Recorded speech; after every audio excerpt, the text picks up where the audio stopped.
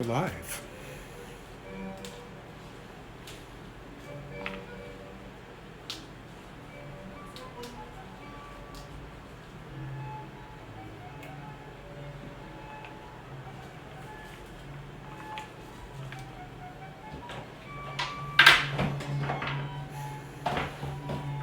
Okay, so happy Sunday, everyone.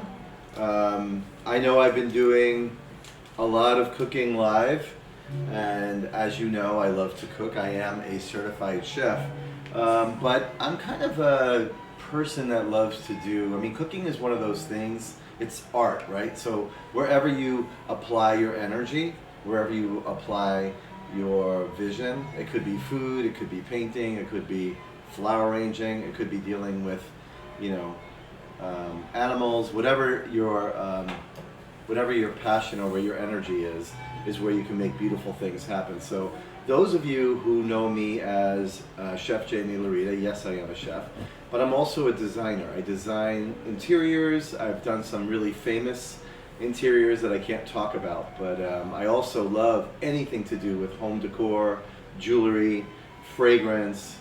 I make pottery, surrounded by art at all times. My husband is an artist, photographer.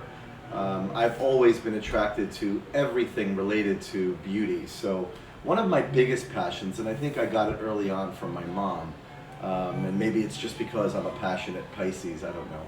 But I love flowers so much, and flowers like drive me crazy. We had a huge home in Illinois where we had moon gardens and all types of varietals of, you name the perennial or the annual, we probably have dealt with it at some point. If any of you have seen my wedding on Bravo, it gave you a sneak peek of the property, but we planted all that stuff ourselves. So I have also traveled on the road with lots of famous musicians.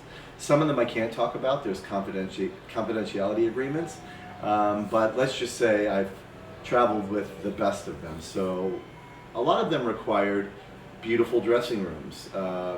Interesting, they never really had them in the beginning of their career, but as the music industry evolved, um, we were part of the group of people, I would say, with the catering company that I work with, that really started to bring ambiance backstage and beautiful furniture and carpets and you name it. So my job, one of my primary jobs as a designer, was to create a complete backstage world. Beautiful, like you wouldn't even imagine, guys. Things that would happen backstage, like literally a tractor trailer filled with ambiance. You know, you may think, oh wow, how spoiled, but really what it was to bring a little bit of home backstage, so the artist felt comfortable, or at least a space that was the most well lived in on the road. Hotel rooms are there, you know, planes, trains, automobiles, but the only consistent space was what they had backstage, and that's what I designed and built. So many of you may know that I work for a lot of big brands, and I'm a designer. I design showrooms commercially, but residentially, I want to talk to you a little bit about floral arranging. So I am not a trained florist, but I'm a person that learned about. You know, you don't have to be a trained chef to be an amazing cook. Flowers are something I'm passionate about and something that I've dabbled in. So if you think you're the type of person that kills things, when I hear that, people say, "Oh, I kill plants." The easiest way to learn about plants is to be around plants. They'll start to tell you what they need. I have plants that have grown in my house for real, 15 to 20 years. It's about understanding the energy of flowers and plants. And today I'm going to show you, first of all, there's a bunch of vessels here. I'm going to show you how you can get creative with flowers. So these are just a bunch of vessels that I have either found or bought or someone gave to me, but I keep the ones that I love, and then I give away the ones, back to, if I get a vase that I don't particularly like, I'll donate it or do something like that or use it for another purpose. For example, these, in my opinion, are multi-purpose vases. I'm a clear vase guy. I love clear and white. Don't get me wrong, there's some gorgeous, I can show you some beautiful vases that are not clear, but when it comes to getting flowers, to me, sure, getting a beautiful vase is one thing as well, but like, I always want the flowers to speak for themselves. So I look at the beauty in the flowers. And the vase, in my opinion, and again, this is just my opinion, should be very simple. So here are a collection of vases, and then I usually play with these, and you know, I'll interchange them. I'll even save old bottles. Like this was an olive oil bottle. This was a bottle that was meant for, you know, maybe a liquor or something. But I really like the shape of it and the thickness of the glass. All of these little vessels, different size, shapes. Here's a mason jar. You know, there's different types of flowers that kind of suit the vase. So today, it was a sunny day in Chicago. I went to the flower market and I was able to find a pretty combination of flowers. Again, these are for my home and they work with my home. So when you're picking or choosing flowers for someone else, you know, maybe think about that person. I mean, I put this on today, so I'm in a flower kind of a mood. I bought some wax flowers here. These are wax flowers. They're really pretty. You know, these are carnations. Everyone knows carnations. You know, a lot of people consider carnations or sunflowers filler. I think that's disrespectful to the flower. You know, that would be like calling someone in your midst filler because they're like, that you need them in the room. Every flower, in my opinion, has a personality and a beauty of its own. So to call something filler, I don't know. It's not fair to like hydrangeas and carnations that people look at as filler. You can make a gorgeous, gorgeous, gorgeous arrangement just of hydrangeas alone. They're so pretty and there's so many different varying colors. So today I found some roses as well, and then a little bit of yarrow. Yarrow is one of those things that's in our zone here in Illinois, and I grew this a lot on my property, but it's really nice to add, instead of calling things filler, maybe we call them splashes of color. So on tour, one of the artists that I work for had a very distinct color rose that she wanted and a very distinct shape that she enjoyed. So I had to master that look. There's several different looks that you can achieve with really these same flowers I can show you, that ultimately I'm going to wind up with these three that I'm going to make one arrangement out of in my window. So a display of vases and a collection of vases that I'm going to create one look with, and you'll understand what I mean. But I also wanted to show you first to like prepare some of your flowers. It's always best if you're going to make arrangements, maybe keeping some of the petals. A lot of people like to line their vases with petals. I don't particularly do that a lot. I like to do it with certain things like hosta leaves, and you know, every florist has their own jam. They like to do things their own way.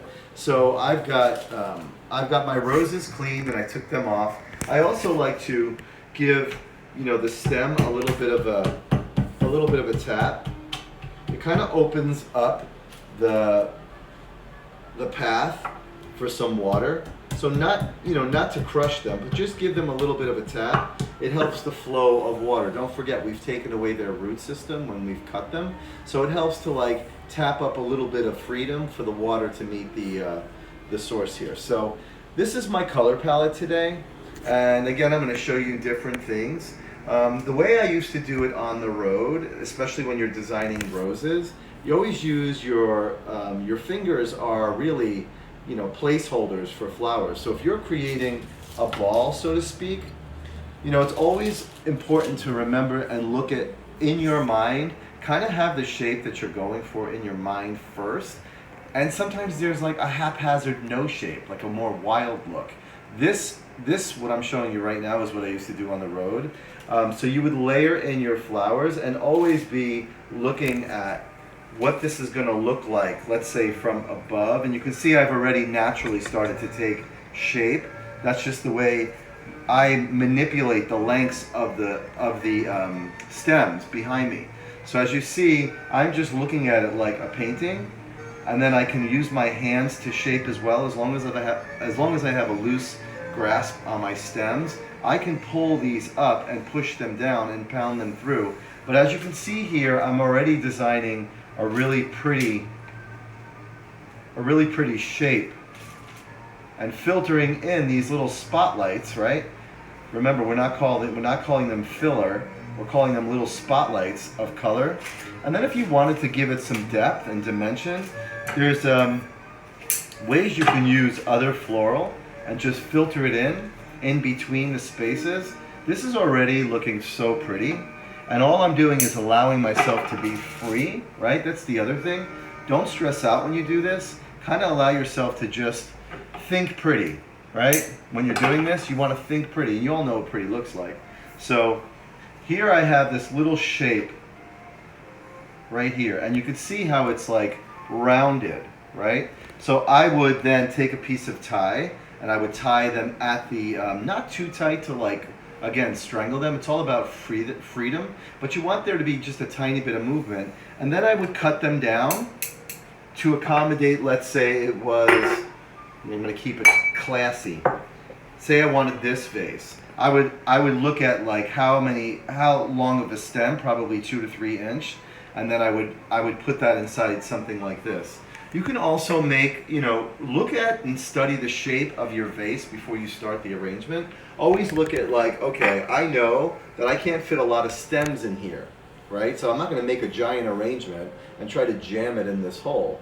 I'm going to take something pretty and something tall and thistly, like this wax flower, and just utilize like the thinness of the branches and make something just really, really pretty and simple. I love already what this looks like. It's just easy, right? So now, on this arrangement, I would classically or typically use something a little bit more stout, or if you wanted to put it in something a little higher like this, remember there's a lot of air here, right? And then there's going to be this cluster on top. Really pretty if you're doing a collection like that, insanely beautiful, but always remember that there's height here. So you always want to think about like the design. Is there a question? Yeah, how do you cut the stems? Yeah, so I always have, a really good pair of gardening shears or scissors. Keep them clean. I always try to keep everything as clean as possible. So if you don't have that, you can, listen, we're home, right? You don't have these fancy shears. Go and find a really nice pair of scissors, clean them really good, and then utilize them for cutting your flowers and your floral, and then, or even a knife if you have to. Use a knife. That I've done it 1,000 times. But if you don't have these fancy shears, it doesn't really matter that much unless you're doing this professionally. Do you cut at an angle or straight? It depends. I mostly am cutting on an angle, especially with roses. It just allows the water and the liquid to just go into the water at a different way. I'm just used to doing it that way. If it's something that's a little bit more hard like this and more like woody, I don't, I basically practice everything on an angle. That's just the way I do it, but I know there's different ways of cutting. One thing I want to tell you about before I do this is feeding your flowers. Like you'll see that when you get flowers, there's usually that packet that comes with it. It's really important to use that. A lot of people throw it away, but it's important to use that because flowers need food. Even though you've cut them and you've cut their source of energy and life at the bottom, they're still living, right? You'll notice that they last a little bit longer if you take care of them and use the pack of powder. Another thing I want to tell you about roses is that you see these more ugly petals. First of all, they're not ugly for everything. You can use them. Look how beautiful that is on its own. I mean, this is why I love flowers so much. Look at that. I mean, take a close look at that. Look at nature. What nature does, it's like painting. I mean, do you see that? Can you guys see how beautiful it is? Yeah, totally. I mean, it's so pretty. So I'll take these petals, and I won't tend to throw them away.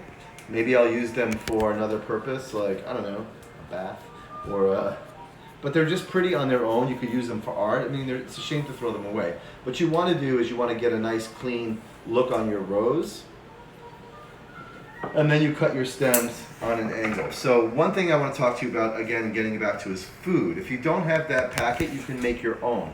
So today I'm going to show you that you can use about 3 tablespoons of lemon juice. This is about a tablespoon of sugar, and this is a this is about a table, yeah, that's about a rounded tablespoon. And this is about a tablespoon of bleach. So what I do with that is I'll add that into a vessel, the lemon juice, the sugar, and the bleach, because you want to keep the bacteria away, because that's what kills your flowers. Another great tip when you're working with roses and you see your roses starting to go south, you can actually get an ice bath, turn them upside down in an ice bath, let them soak for like 15 minutes and then take them out. They will spring back. It's really kind of amazing. So here I've created flower food, guys. This is sugar, lemon, and a little bit of bleach. And then, since I'm doing these 3 vessels, and I'm going to create one arrangement, I'm going to add a little bit of that flower food to each one of those vessels. And now we know that we have a nice, clean, safe, and also nutritious environment for the flowers to spend the rest of their life. I always thought it was sad, like, to cut flowers from the stem, but you know, they do only last a short time outside as well. You know, flowers don't live on the vine all year around, so it's really nice to bring them into your house and enjoy them, you know, but love them while you have them, because they're supposed to make you happy, and vice versa, you're supposed to make them happy. So are there any questions, Rich? People are very surprised that they didn't know you can make your own flower food. Yeah. So again, these flower petals are really, really pretty. I'm going to use them for something. But my goal now, guys, is to take these 3 vases and I'm going to put them in my window right here.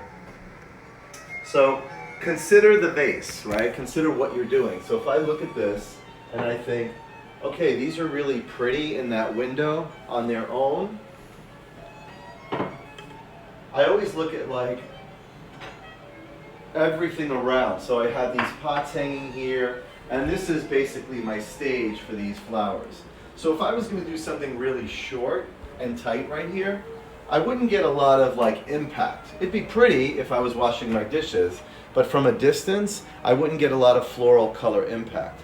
So I'm going for like a height about here, you know, or if I wanted to keep things very, very streamlined and modern, I put it here. There's different ways of styling flowers.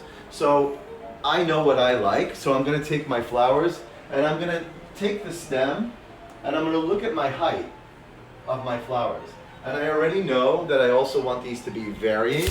So if I just take my roses and I look at where the stems are at thus far, I know that I have, okay, here's my shorty, and then the others are pretty much at the same height, which I like, but the short one I'm going to use as my focal point in the middle. And I already know that I'm going to use him for my middle arrangement. So in a sense, I'm making 3 arrangements that are going to look like one thought when I'm done. So I'm going to separate my roses based on height, and I know what I'm going to do, times 3. And I'm going to say, all right, this is the center, so I'm going to use 3 roses. I'm going to balance it out, making my ends a little bit higher. But I'm going to think about all 3 of these things. And I like to lay my flowers out on a table if I'm doing something like that. And then I can put in, I got a weak one here. I got a weak one here. But you know what? I'm going to use him in a different type of vase. So here are my carnations. And again, on the carnations, I've given them a little bit of a pounding on the stem to loosen things up a little bit. And then I'm looking at what these are going to look like in my final. Again, balancing out the numbers. I've got 3, 3, a little extra, so I'm going to put him in the center too. Then I have my yarrow. Yarrow's really pretty. So yarrow is just an excellent like spotlight.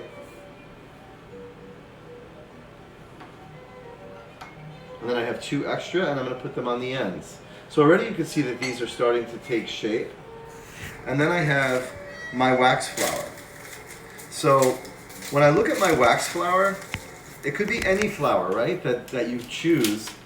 But always remember that each flower has a job in an arrangement, right? So the job is to be like seen and heard. So already I know by looking at this that my wax flower is gonna really be my base flower in my arrangements. And I already know by putting these in that I'm gonna need a little bit of space in between, which is fine. It's cool. And I have a lot of height here, which is nice because I was going for that, remember? And then when I put my flowers in here, in the end, I look at each one and I say, okay, who needs to be where? And I already see this shape, and I'm like, all right, I think you need to say, hi, I'm supporting you on this side. And I think you need to say, hey, give me one more piece.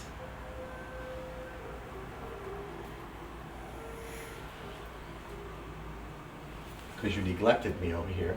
And then this side is automatically going towards the left. So there's my shape. I always look at the shape.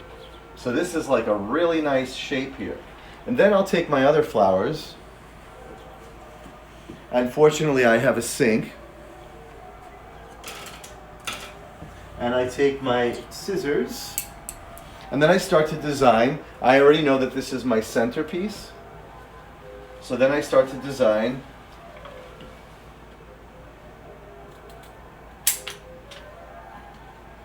where these are going to sit and why they're going to sit. So here's my center.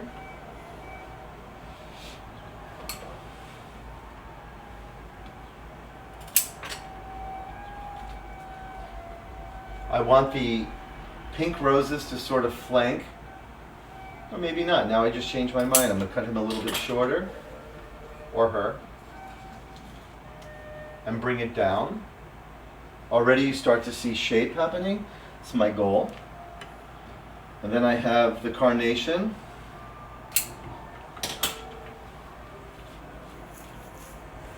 You see the shape? Remember that. And carnations are so hardy. And they really like, they last really long. So respect the carnation.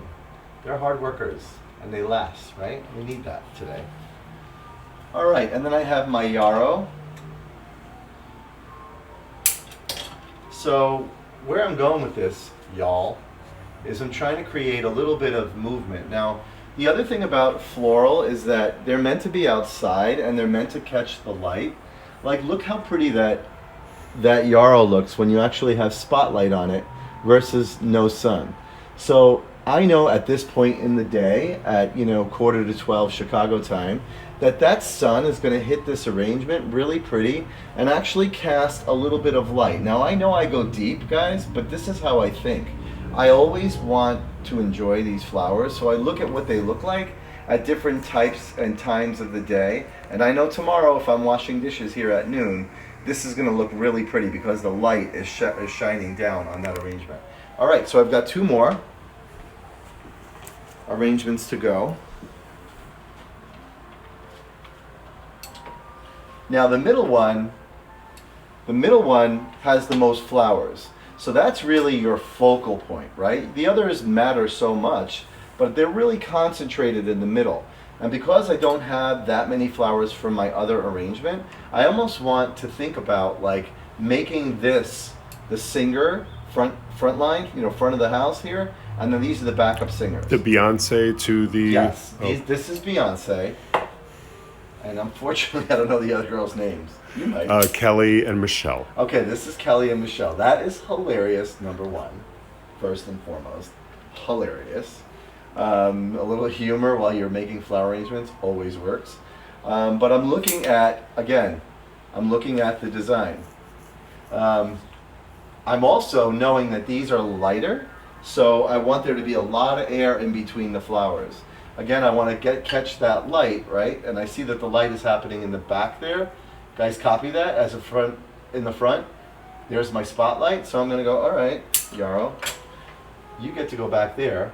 Because I want you're too tall, I want you to be lit by the sun.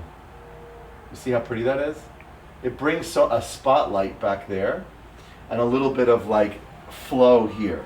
You'll notice that my yarrow is on the same level in my crazy head, I'm thinking of it as like the field, right? The base. So I want that all to almost seem like all of this is growing out of that beautiful yarrow. All right, so there's a lot of like feeling happening here, a lot of like movement happening here, and I really like that. One more to go. You guys enjoying this? Lots of hearts, lots of love. Okay. They look so nice. That's beautiful. Kelly is looking gorgeous. Someone commented. You guys, it's killing me. I love it. I love that we went. I love we went to Beyonce. All right. Again, thinking about the flowers, thinking about what they mean to the arrangement, right? Here's the height of the pink, bringing it back down and then back up.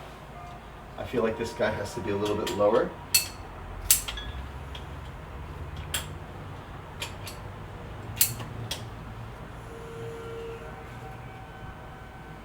Okay, and I've got the yarrow again. I want, you see that light back there, guys, versus the light up here? It's pretty though, it's dappled over here. So on both ends, to balance things out, I'm gonna put a little bit of the yarrow in the front, and then a little bit of the yarrow in the back of this one, so it can catch the light, which it's doing beautifully right there. Hopefully you can see that. And then a little bit in the front.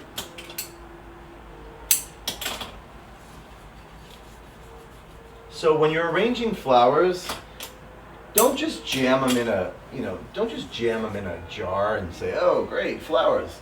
Think about how they can create, again, as they are being used, think about, okay, we're taking them and cutting them. How can we give them more like purpose, and how can we give them more love? How can we make them look or respect the fact that these beautiful things took so much time to grow? I know I'm a deep thinker with all that, but I feel like you could see me trimming because I wasn't exactly happy with what it looked like. Use a lot of patience when you're doing it. Remember, it's art just like cooking. It's something you're painting with, and I'm painting with these flowers. And this is such a little pretty collection right here. And you'll notice that the light on the carnation over here, it's just so pretty, and it'll change as you can see by moving it. It'll change, but this is a way to create one look out of the flowers that you purchase. So that was a little tutorial on how to arrange flowers and what to do with flowers. I hope you guys are having a good Sunday.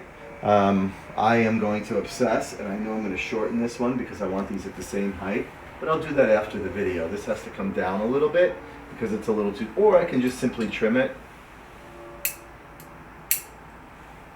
give it a little haircut, and bring it down to the same height. Okay, kids, well, look forward to seeing you soon, maybe on a cooking video. Today I'm doing Italian, of course, meatballs and gravy. It's Sunday. I hope you guys learned something today about flowers. If you took away that you can make your own flower food, awesome. If you took away a story that I wanted to share with you, awesome. I hope you guys are staying safe out there. Again, keep love around you as much as possible, whether it be through something kind or something beautiful you create or say, helping a friend. These are times for us to not only be at home, but live at home. Thank you guys for tuning in. I really appreciate you, and I'll see you later.